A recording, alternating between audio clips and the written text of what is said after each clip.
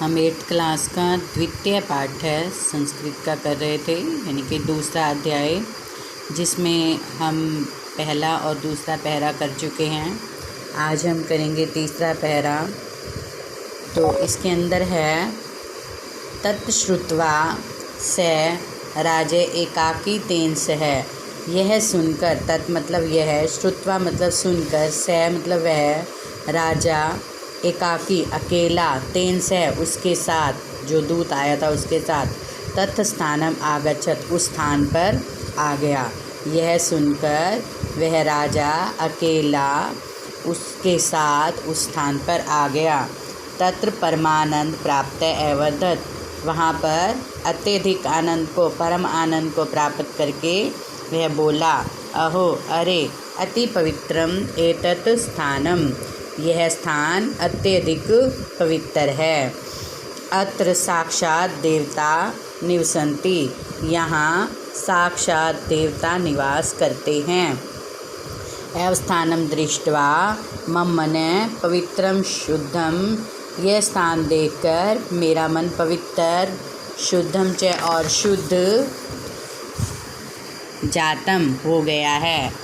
राजा तत्र उदक स्नानम कृत्वा, राजा ने वहाँ पानी से स्नान करके, देवता नमस्कृत्य, देवताओं को नमस्कार करके, यत ऋषि हवनम करोति, जहाँ ऋषि हवन कर रहा था, तत्र गत्वा वहाँ जाकर ऋषिम एवदत्, ऋषि से बोला, भो तपस्मिन्, हे तपस्वी, कीर्ति कति वर्षाणि, कितने वर्षों से, पूर्वम हवनम आरंभ करोत, कितने वर्षों से तुमने यह जो हवन है आरंभ किया था। ऋषि शिष्य एवदत्, ऋषि शिष्य से बोला, राजन, हे राजन, होम कुरुते अस्य शतधिक वर्षाणि व्यतीतानि, होम हवन करते हुए उसे 100 से अधिक वर्ष व्यतीत हो चुके हैं।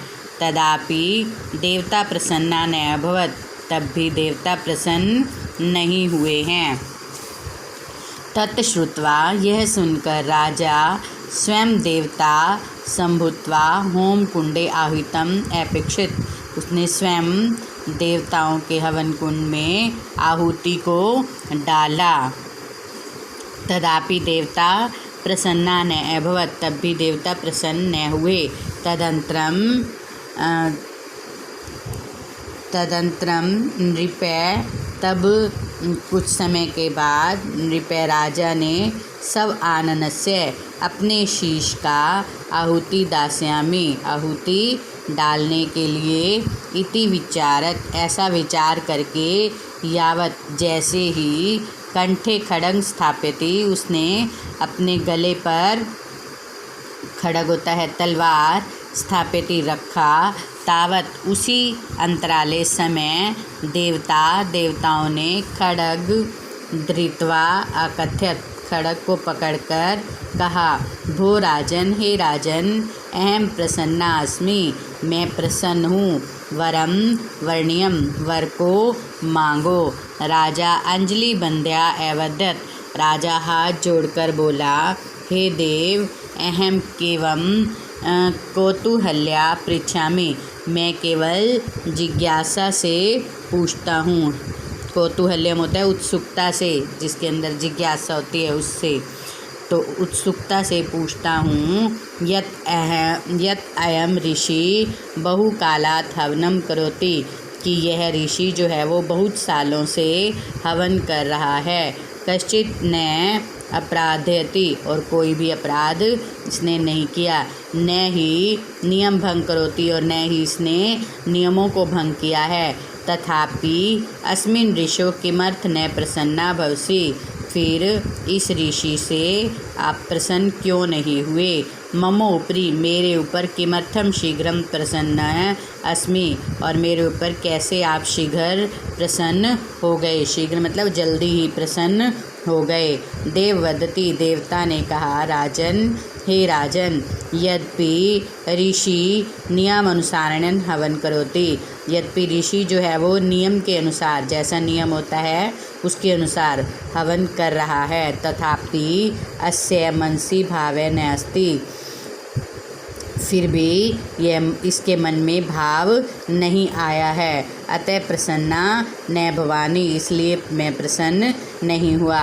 राजा देवस्य वचनम श्रुत्वा, राजा देवता के वचनों को सुनकर तम प्रणम्य राजभवनम च अगच्छत, उनको प्रणाम करके राजभवन की ओर आ गया। उक्तच कहा जाता है न काष्ठे, न काष्ठे, काष्ठे का अर्थ होता है लकड़ी में, विद्यते देवो, देवता जो होते हैं न लकड़ी में रहते हैं, न पाषाणे, न तो पत्थर में, और न मृण में, न मिट्टी में। भावे ही विद्यते देवस्त सतमात, और भावना में ही देवता जो होते हैं विद्यमान रहते हैं। भावो ही कारणम, और भावना ही जो होती है वो कारण होती है देवताओं को प्राप्त करने का। यानी कि भावना के अंदर भगवान जो है वो बसते हैं, और भावना में ही कारण होती है भगवान को भजने का। तो आपको ये चैप्टर जो है वो सारा मैंने कंप्लीट करा दिया। इसका आप सप्रसंग व्याख्या जो है वो आप अपनी कॉपी के अंदर करेंगे और अच्छे से इसको रिवाइज करेंगे लेसन को।